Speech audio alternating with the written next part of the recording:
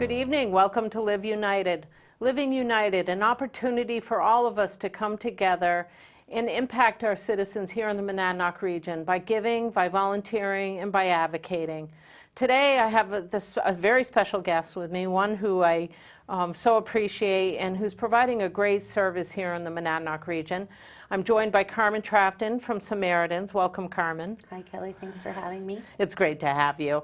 And, you know, Carmen, Samaritans is doing some incredible work here in the Monadnock region. And one of the few Samaritans organizations still left, I think the only in New Hampshire, is that correct? And one of the few left in New England, even. So tell us a little bit about Samaritans, and then we'll kind of talk a little bit more about some of what you're seeing happening in the future here, and some of the events you have coming up, and some of your needs as an organization. Sure, happy to.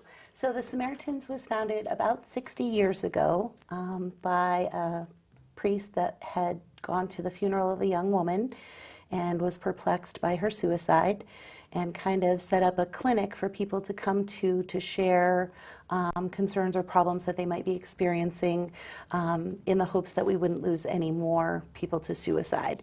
And the line grew so great to meet with the priest that they actually started having volunteers come and sit in the waiting room with the folks that were waiting to speak to, his name was Chad Vicar. So that was the first Samaritan. They were the befrienders that waited in the waiting room talking to the people while they were waiting, and that grew. And there are only 5 or 6 branches left in the United States, but it's very, very popular in Europe and in other countries. There's over 265 branches in Europe, but there's 5 here, and they're mostly on the East Coast, New York, Boston, New Hampshire.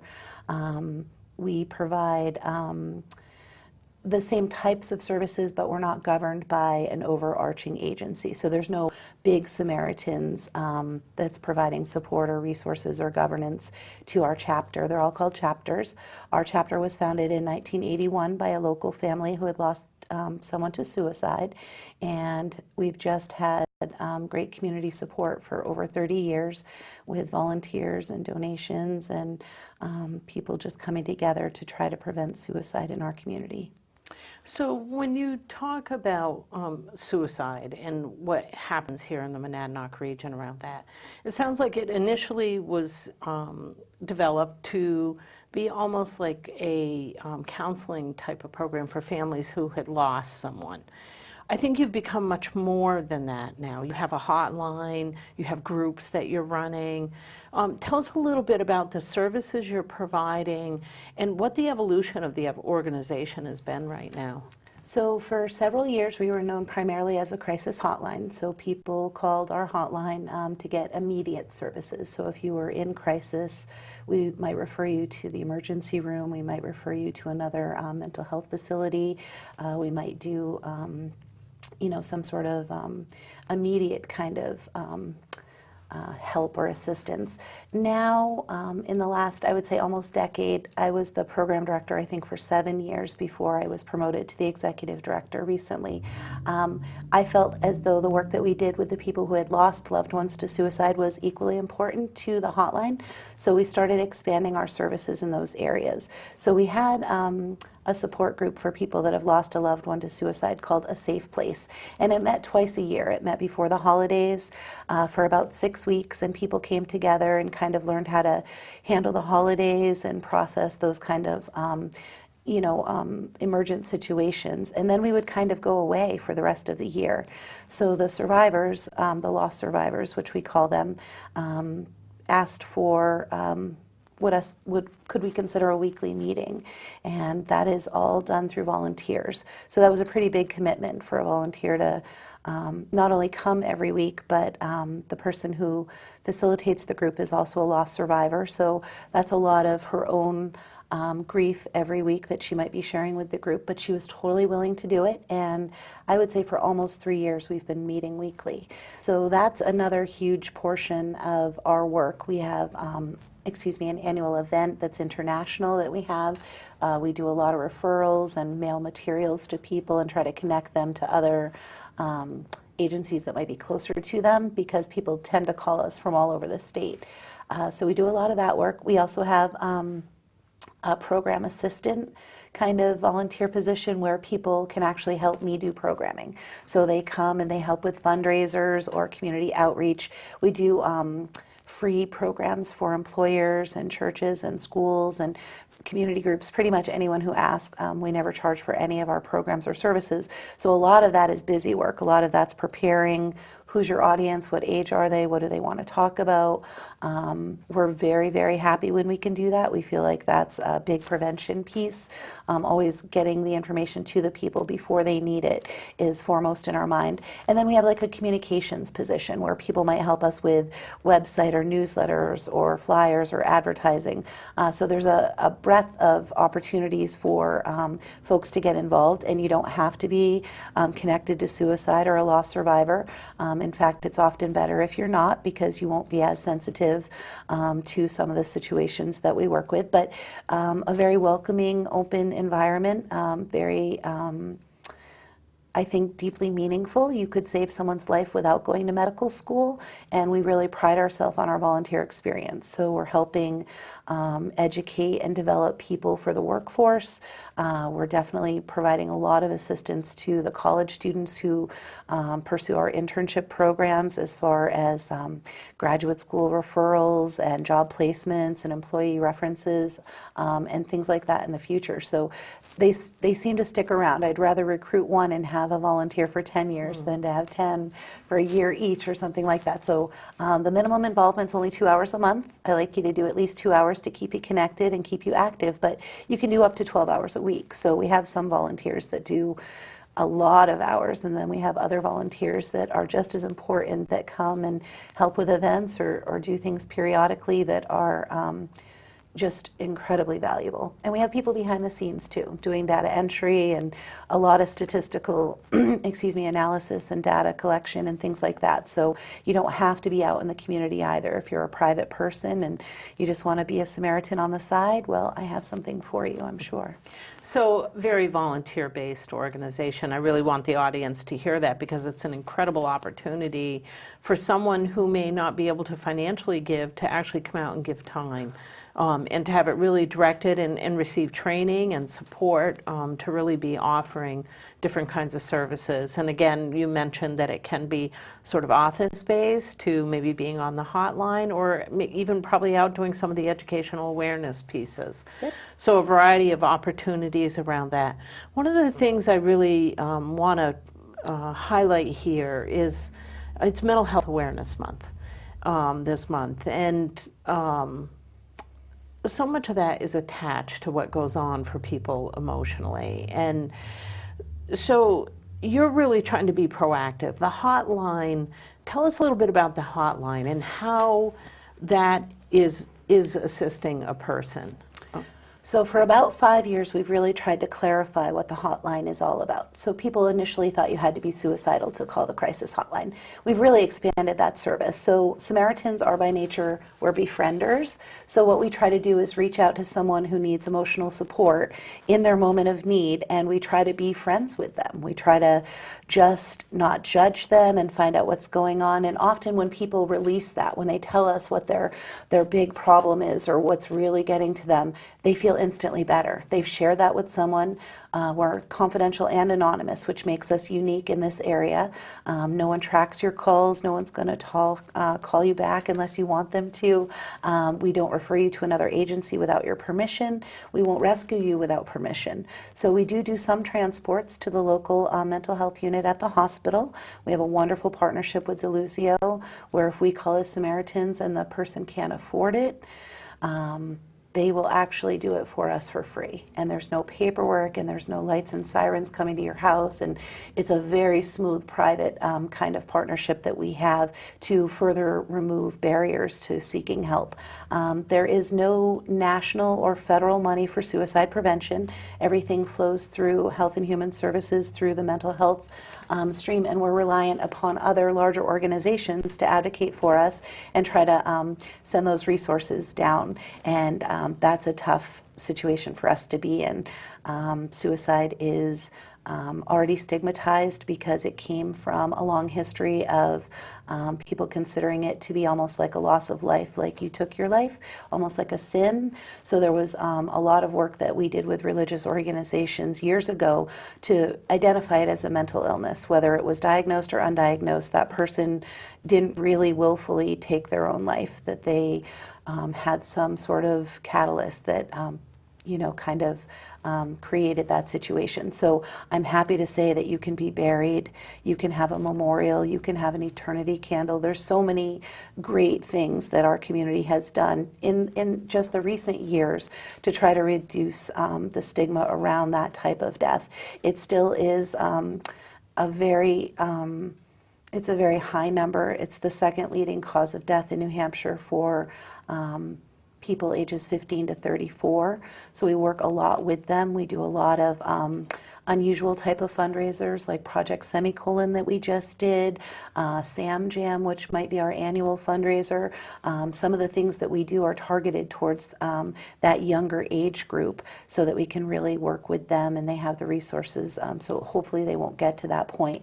And unfortunately, because of the economic downturn, we are now seeing a trend in adult males age 45 to 64, and we don't know if that's some of the younger people now getting older, so it's the same population, but now they've crossed over that 45 age group and they're reporting higher in those demographics. But we have certainly seen an increase in calls based on not being able to pay your bills or losing your job or other economic type stressors that are leaving people feeling hopeless. And that's really the word that we use, is people feel hopeless. So our job is to try to give them hope. And if that just means talking to you for 10 minutes on the phone today and maybe tomorrow too, and maybe all week or all month, that's why we're here. And we'll do that repeatedly, and we don't make any judgments, and we're happy if you call again because we think that you found some sort of comfort or support or a resource, and you definitely felt like it was approachable, and you were willing to call again. So it's hard for us to judge, repeat callers and those kind of things, but we just basically meet everyone where they're at and welcome them. And all of our volunteers receive 26 hours of intense training, which they can transfer to any hotline. So they could go work for MCVP or another crisis hotline of some sort, domestic violence or whatever it might be, and take, in other communities, or if they stay here, they can do it here too. So we think it's, it's a worthwhile skill to learn how to befriend people and to be non-judgmental and really appreciate people's differences. I'm part of a group that's working on developing a new system of care around mental health and wellness here in the Monadnock region. And one of the things that we've talked extensively about is the need to meet people where they're at, and to have almost that friendship and that home-based service, that really peer-to-peer kind of support. And it's really what you offer. You offer it anonymously, you offer it through the phone, but you also have support groups for those families who maybe have experienced some kind of crisis. If someone wanted to reach out to you, first your phone number, if they felt like they needed to talk to somebody, that maybe they are feeling some kind of stress, or and usually it's an emotional distress. So the hotline crisis number is 603-357-5505, and you can call, and if someone's not able to take your call, you can leave a message and we'll call you back. You can also email us at director@samaritansnh.org, and I'm happy to reply to you by email. We don't have texting services, but there is a number available on our website if they'd like to text. We think that's a new and upcoming kind of way to reach young people especially. And we'd also like to look at starting a support group for people that have attempted suicide, probably in March or April of this year. And we just started a new partnership with hospice where we're going to have a loss survivor group in Peterborough. So we're trying to extend our reach a little bit, just so the folks from Peterborough and those parts don't have to come every week to Keene for the meeting. So when that's available, we try to do that. But certainly, mental health and collaborations and any of those pieces will make this all work more smoothly and cohesively, and I think that the more people that are helping, the more people will receive services. We just started a new program. I don't know if you want me to talk about it, but the Veterans Program with Ask the Question. So in our agency, we've been asking the question for many years because that's how we ask about suicide. Are you suicidal? But I went to a training in the fall with the Veterans Affairs Services where they encouraged agencies and other employers and folks to start identifying veterans sooner in their population. So I started it on the hotline, and we've now asked callers if they are, or if any of their member of their family is currently serving or has served, and an unusual outcome has already presented itself. So our callers are sometimes shy about starting a conversation. So we use a lot of introductory kind of, where are you from, and the kind of pieces. Well, this veterans question has taken off like wildfire. So if they haven't served, they want to talk about how it felt not to serve. So it's already opening a huge line of communication with our callers. I've talked to the hotline volunteers. They said people are disclosing information that they were in the service and we didn't know that. So already just working with another little tiny piece of someone else's work, we're seeing significant impact already, and it's only 8 days in. So I'm really excited to see what those kind of statistics and support we can now cluster around working with that population. So I just, learn from the best and try things out, and we'll see how it goes. And we're really hopeful that this attempt survivor group can come together. The closest one is in Massachusetts, over an hour away, and it's a very unique situation. They're a very delicate population to serve, but we have volunteers from Antioch in collaboration with Keene City, long conjoined kind of convoluted history, but we're going to actually use some of the Antioch students to try to really get that group going. And we have a new partnership with Genesis that we just started too, where we have Samaritan volunteers going in and doing befriending in person. So we'd love to have a clinic. So all over Europe, there's befriending centers. And if you're feeling down, you just go to a center and you can see somebody one-on-one, face-to-face, like you and I are right here, and they'll help you. We can't do that here yet because of security. I think it's a safety issue for our volunteers. So we're always looking at sites and ways that we could borrow other people's facilities and maybe partner with other people to provide a safe location. But in the meantime, we've identified Genesis as a safe location, and our volunteers are going in there and doing one-on-one visits on a weekly basis with their patients that sometimes need someone to talk to and just might need that little extra. So I'm very excited about that, and I hope that we can replicate that in other settings as we move forward. We take baby steps at the Samaritans. We're a very, very small agency. Everyone's a volunteer but me, and I'm only part-time, so we just take things very slowly and methodically so that we can make the most out of every opportunity. And we have a tremendous board of directors, and they do a lot of terrific volunteer work for us. And we do have a few openings on our board of directors. We're looking for a lawyer and an accountant and someone in law enforcement. So if you are out there, we would love to talk to you and really try to strengthen our board. We'd like to have a bigger board if we could to do even more outreach. So what are the opportunities right now? What are you really needing? You're so volunteer-based that you mentioned, doing things like data and analysis and data entry and answering the phones. Do you have any specific needs? You mentioned board members that you need. Definitely need some hotline volunteers. So while I've been busy being the executive director doing things like this, I feel as though the programming side has not grown to where it could be. We still have a lot of volunteers in a strong internship program, but I'd really like to have, 5 or 6 more hotline volunteers. So we're doing a winter volunteer recruitment on the 26th of this month, January, from 5:30 to 6:30 p.m.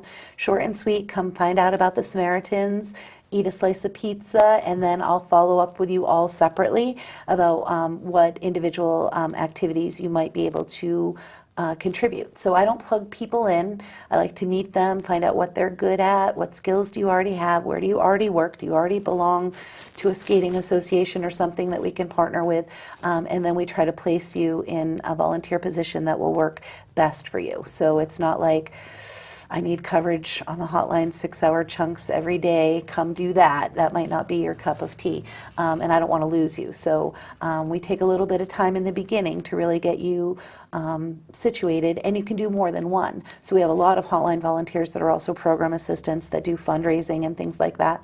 I do need a lot of help with the paperwork stuff. I could really use an analyst. I could use some person who's good at crunching numbers and likes to create databases and things like that, and any sort of technology. So we have a new website that we just launched, www.samaritansnh.org, and that was all done with volunteer board members, and it looks beautiful.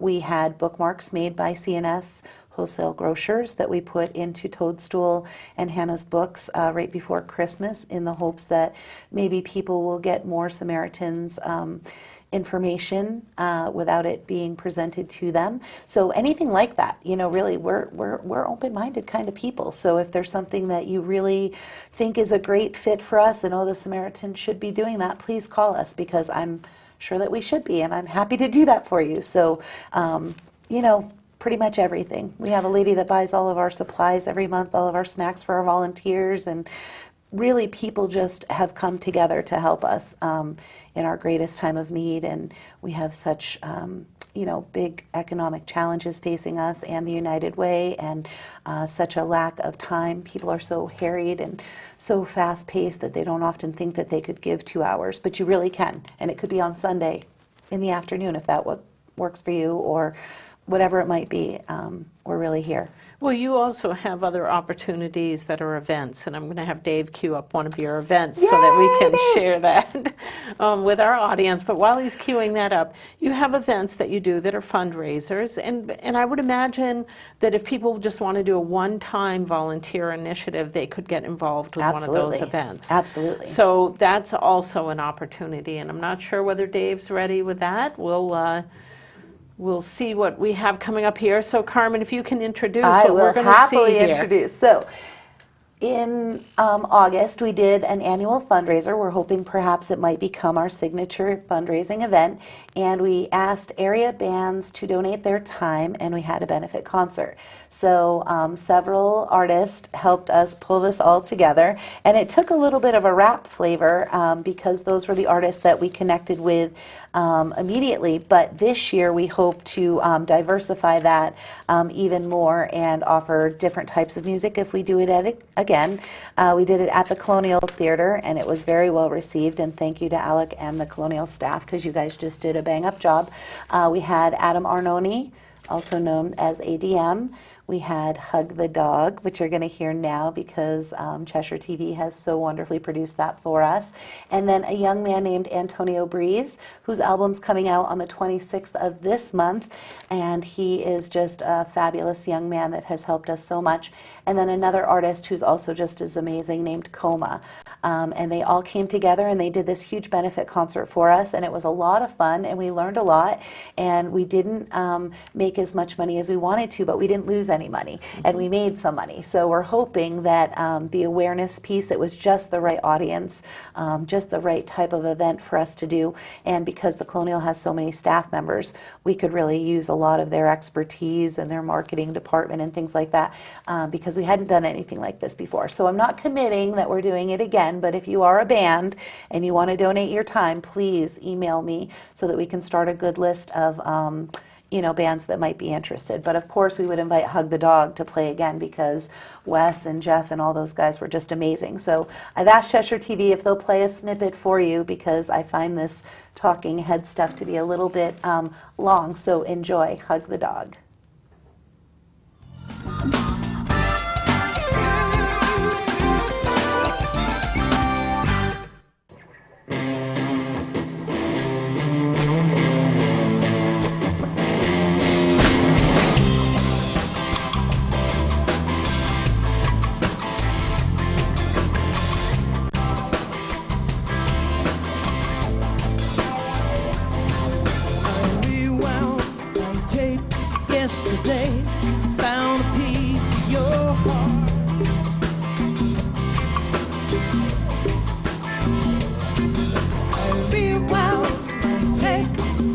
yesterday.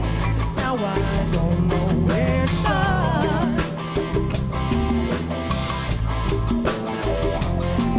I can't stand still, there's no free will, and living up top is lonely.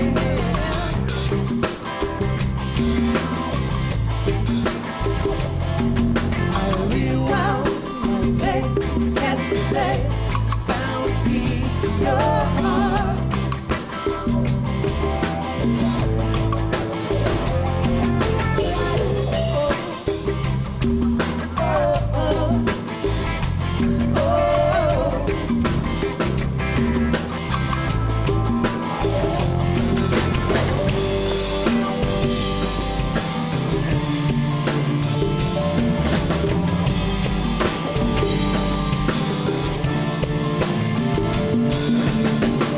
I don't know why I said those things till dawn come back home.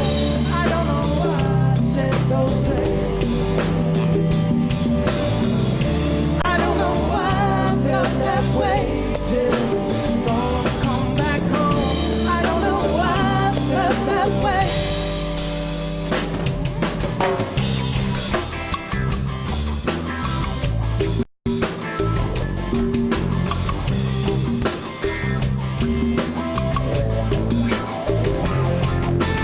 Rewound my tape yesterday, found a piece of your heart.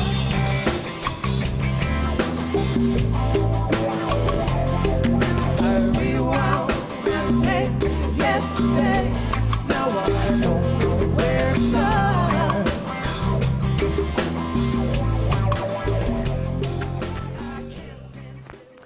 So coming back here, Carmen, our audience is seeing Hug the Dogs here, and a big fundraiser event for you, something you're hoping to continue and engage other artists in. So what do you want people to really know about this? Because it was much more than an event. This was really designed to engage some of the target population you talked about, the 15 to 34-year-olds who really are at risk sometimes. So Sam Jam was an opportunity for us to try to help the artist. So I believe in paying it forward way before paying it forward was a catchphrase. So I believe that if you are a good person and you help other people, that good things will come to you, and that the more we help each other and don't compete for resources and things like that, the more we'll all achieve. It's kind of a novel idea. Not everyone does it, especially if you're in an agency very threatened by competitive dollars or whatever. I understand you want to keep it close to yourself. So it's kind of out of the box thinking. So these are all great bands on the cusp of being discovered. They could be the next big band, and I would love for them to come from Keene, and I would love for them to be discovered at a Samaritans benefit concert. And I'm actually working with some people behind the scenes to try to help Antonio get on the Ellen DeGeneres show, because I think that that would be a wonderful thing for the Samaritans and for the bands. And I felt bad that it was in the middle of the summer and the college wasn't here and we didn't sell out the Colonial like I had envisioned. So my goal is that perhaps we can have them all play on the Ellen show and bring a huge community awareness to those bands and get them all discovered, and to our agency and to the United Way and the other partner agencies that we have, and just try to bring more awareness to our little tiny community. So these folks really, they went out on a limb for us. That's an expensive setup right there for them to lug all that equipment in, and they only got to do one set. So it wasn't like they got this big 5-hour concert venue and all that stuff. They didn't have a lot of time. So we were deeply appreciative, but it's just part of our little... Thank you so much, guys. Hey. Yeah, Wes. That's awesome. And it's great to see young people really stepping up and being concerned about other people. And not just young people, there was a variety of ages, it looks Very like much there. so, including a city councilor who had the best time ever maybe that night. So, it's all different kinds of populations, and Hug the Dog certainly is not a rap band. They are Right. a local band that they write all their own music. They're just a wonderful addition to our community, and they play out quite a bit. So I've seen some other agencies now doing some little benefit concerts. I think there was one come out of the cold for the homeless shelter, and I encourage people to do that because people will pay to go see a concert. So they're helping your agency, they're helping themselves, they're helping the bands. To me, it's all win, win, win, but really, I couldn't have done it without Adam. ADM was the first one to say yes, and then we actually had OB Trice booked at one point, and then he couldn't make it. But if we had ever been able to bring OB Trice to Little Keene, New Hampshire for a Samaritan's benefit, I probably would have fallen over on the stage. But it's things like that. We want to be very approachable. So for many years, the Samaritans was a very closed organization. Can't talk about it, can't know where we are located, can't interact with us. And we decided that, yeah, you can. We need to be safe about it, and we're not going to put pictures of our volunteers out there, and we're not going to put pictures of lost survivors or even people at the Project Semicolon event.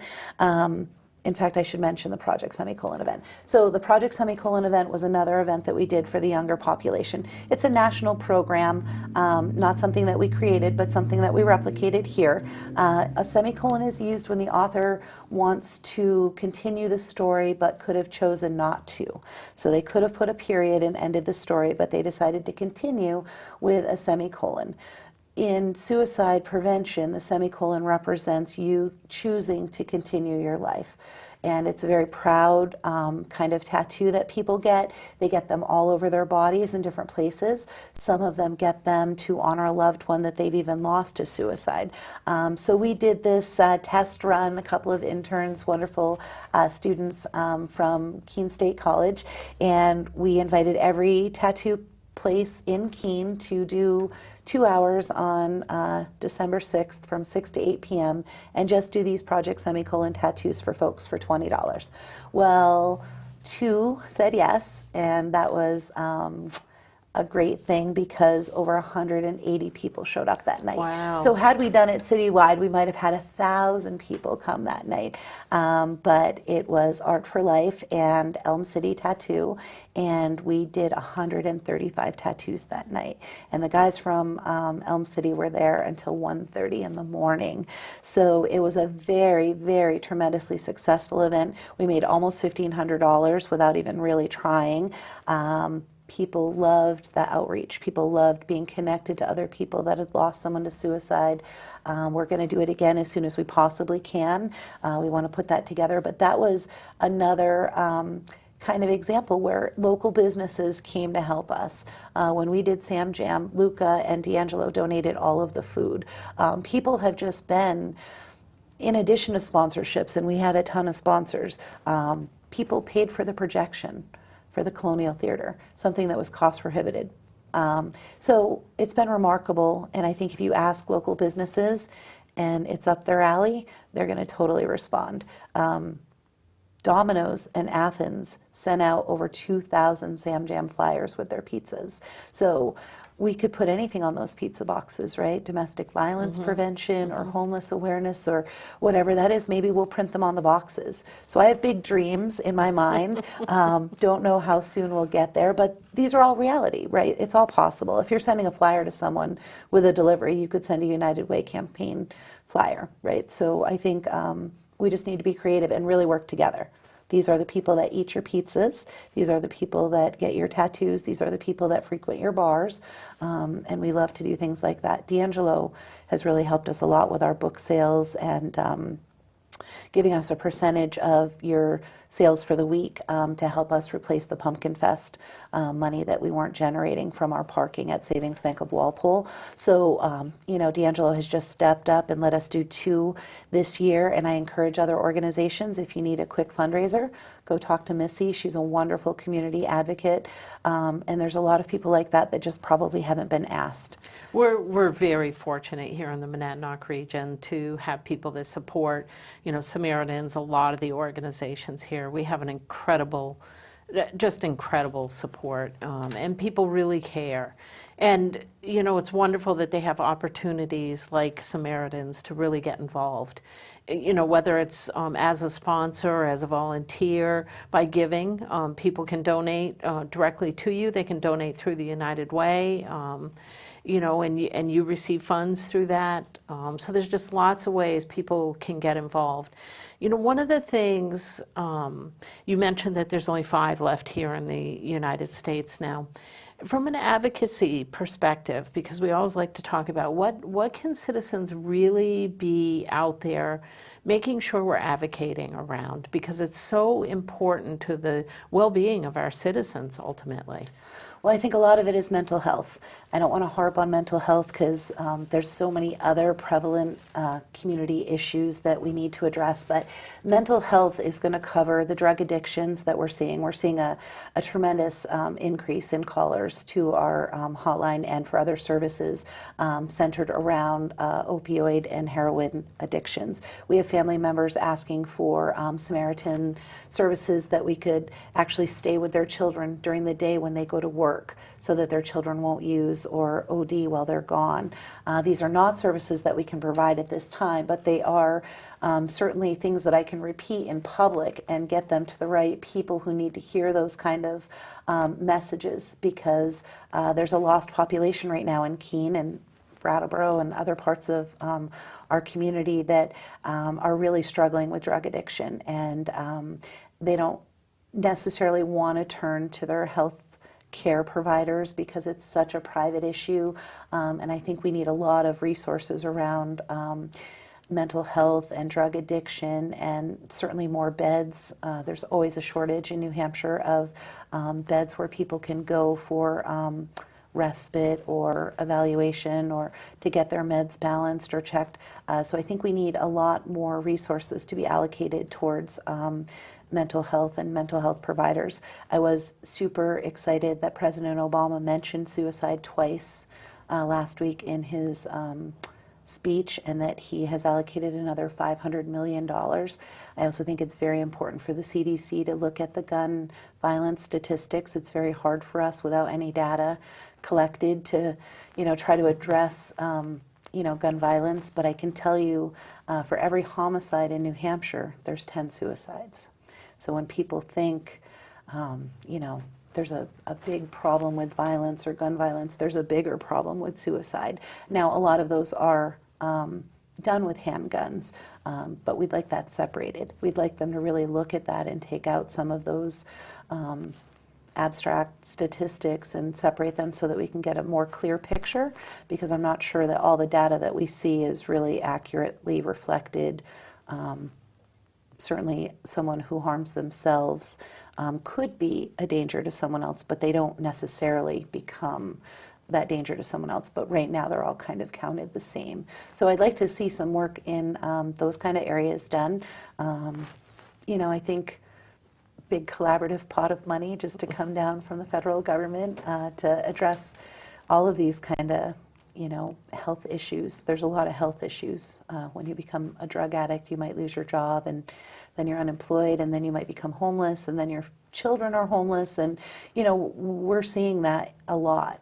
So we're trying to work with those families as best we can, and we do a lot of referrals, and we do a lot of referrals to schools and to other providers that can help our clients get through this. And it really is just temporary. I tell everyone, mental health, or an episode as we call it, can absolutely be treated in 3 months. So if you're feeling depressed or isolated or lonely or suicidal, if you see someone with therapy and perhaps medication within 3 months, 90 days, you will see a significant increase in your ability to handle that situation and your outcome, and you won't feel so hopeless. So we just try to tell people, let's just get you some help and we'll try it, and if it doesn't work, well, give us 90 days and we'll see if we can do that. But it is a short period of time, and we encourage people. We have some of the best therapists in the world in this community. I don't know if they moved here because they loved the lakes and the trees and the mountains, but we have some amazing therapists in our community and some amazing counseling centers and free resources. So please, I encourage you to call 211. That's where we direct a lot of people, and you'll get a real live operator, and they can tell you where in your community those resources can be found. And if not, call us. Like I said, we do a lot of referrals to other people, but we're happy to do that for you. And, you talk about our citizens really sort of raising their voice to bring attention to these issues. And it's one that really needs to be brought to the attention even here in New Hampshire. We can have all of this federal funding, and we have federal funding coming into the state of New Hampshire for this right now. It's very hard to get it down to the local level. So we encourage you, folks, to really get out there, speak with your legislators, speak with your council members, speak with your school board members.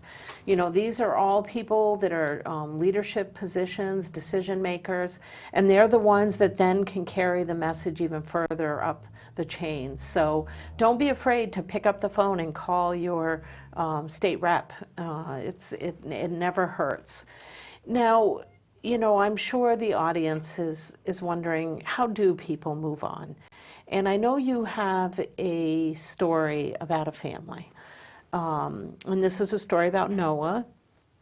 And, the semicolon piece that you just shared made me think of his family and how they've moved on. Can you share a little bit of that story with us? Very happy to. So for many years, as part of our quiet time in our agency, we weren't really able to share stories because our callers are confidential and the people in our support group are confidential, and we struggled with how do we share with United Way and other folks what some of our greatest accomplishments are.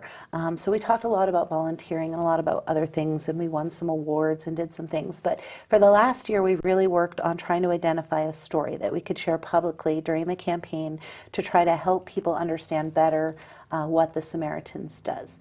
So it occurred to me, if we couldn't use a hotline caller, we should probably use someone from the support group. And immediately, Penny came to mind. So Penny King has been part of the Samaritans for, I want to say, 7 or 8 years, and she lost her son Noah to suicide, and he was very young, and she has, in the last 5 or 6 years, healed and grown so much that she now facilitates the support group. And I thought that is a huge accomplishment. So we went from someone who was a client receiving our services, who has now turned around to helping other people through their very sad time. So I asked Penny if we could write a little bit about her story, and I'm calling it Penny's Son Noah, because it's not just Penny's story, it's Noah's story too. And I brought a picture of Noah, which the young men from Cheshire TV said we can put up. So this is from Noah's memorial, and he was a wonderful athlete, and his friends want me to tell you that he was an amazing hockey player. And I'm happy to tell you that we're doing something with Keen Ice in his memory, and that's one of the things that we provide to families. So, we wanted to memorialize him in a positive way for youth. So we worked with Keen Ice and Beth Truman to try to figure out a way that we could celebrate Noah. And there's a scholarship, and he's helping another family, and that's just what we do. So I'm going to read to you a little bit from Penny's son Noah's story. And it's in Penny's perspective, not mine. I've been attending a Safe Place meetings regularly since February of 2009. My 28-year-old son died by suicide in January of 2009, and I was devastated. I couldn't make sense out of his suicide. There still are so many unanswered questions. The resources the Samaritans provide, like a safe place for survivors of suicide loss, have been instrumental in helping me come to an acceptance of my son's suicide. A Safe Place meetings are a refuge from the stigma and confusion of living in a world that does not like to talk about suicide. I'm able to talk about my son and listen to others' experiences. The Samaritans also provides literature, programs about suicide, and other resources to help with grief. I was shocked when my son died. I had no idea that he would take his own life. Most of the other people who have attended a Safe Place were also shocked that their loved ones suicided. Noah was battling undiagnosed depression. His depression overtook him, and he couldn't see the options available for him. So many of Noah's friends and family saw him as funny, athletic, loving life.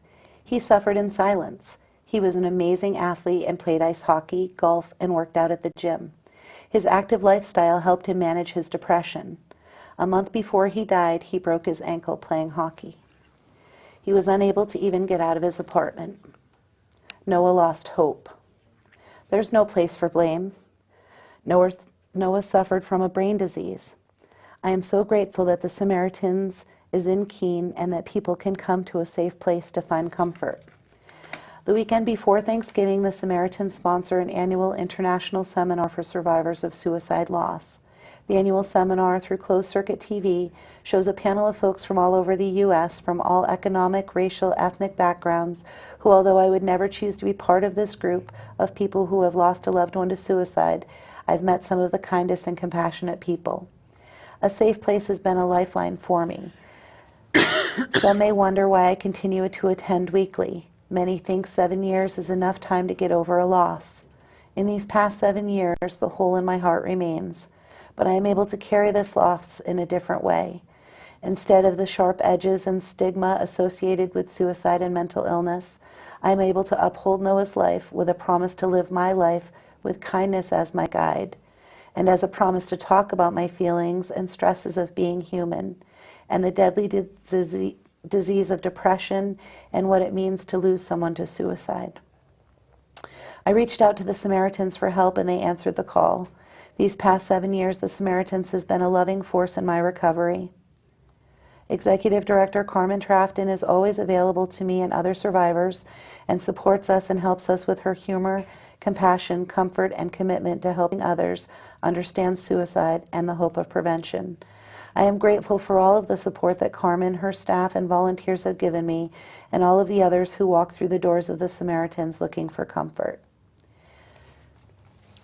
You know, it's a wonderful tribute to the Samaritans, but to Penny, and her ability to turn something that is very, very difficult in a person's life into something where she has really given back to the Monadnock region in a very significant way. I'm getting emotional. I know, I'm trying not to cry. Sorry, Penny. It's a wonderful, wonderful story of somebody taking something that's very difficult and hard and turning it around into something that is making a difference out there.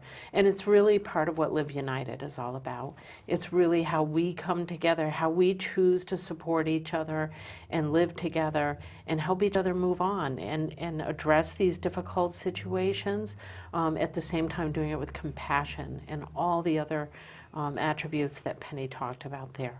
You know, Noah has left a lasting legacy, not one that you want a person to have to leave, but it's been turned into something that's making a real difference out there.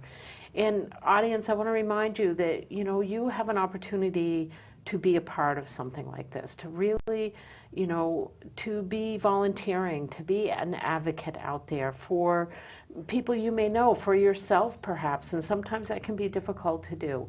And if you're in a challenging situation right now and you need someone to talk to, Samaritans is there for you to call. You can call the hotline. I'm going to have Carmen give that number again in a moment. You can also call 211 and, you know, reach out. Don't just try to, much like Noah did, maybe try to deal with it yourself. And sometimes we may not recognize we need help. And that's where people around us become so important. If someone's really trying to support you and encouraging you to reach out because they think you need help, you may need to do that. So Carmen, I'm going to have you share the number for the hotline again. Yep, it's 603-357-5505. And I want to remind you, audience, that there's an upcoming events that Carmen will be hosting that are one-time events. If you can give just a little bit of time, it's a great way to do it. If you'd like to give more and become a volunteer, you can work anywhere from 2 hours and up. Whether it's answering the hotline, doing IT work, there's numerous needs for an organization that is almost completely volunteer-based. I have to remind you that, you know, Carmen's a part-time executive director, and this whole organization operates right now and provides all these wonderful services that Carmen's talked about through their volunteers. So I encourage you to get out there and to really be a part of giving and volunteering and advocating. And before I come to a close, Carmen, just want to check in with you. Is there any last message you'd really like our community to hear? Forgot to put out a plug for past Samaritans. So I run into you in my travels and you say, oh, you're the director of the Samaritans? I used to be a Samaritan. Come and see me. It's 2 hours to get you reinstated. It's not 6-hour overnight buddy shifts anymore. So please come and find out how you can be a Samaritan again. You're already trained.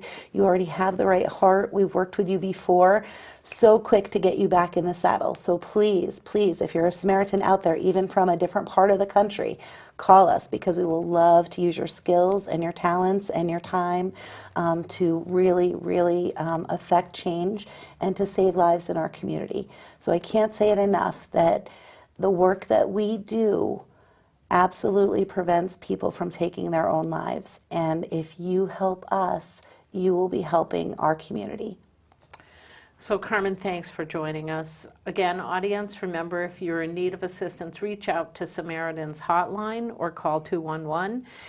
If you'd like to volunteer, reach out to Carmen through their website or through email or a phone call. And if you can't remember any of this, you can always call the United Way locally, and we will direct you to Carmen and the folks over at Samaritans. I would like to thank you for joining us tonight, and I want to remind you, please remember to give, to volunteer, to advocate, to live united.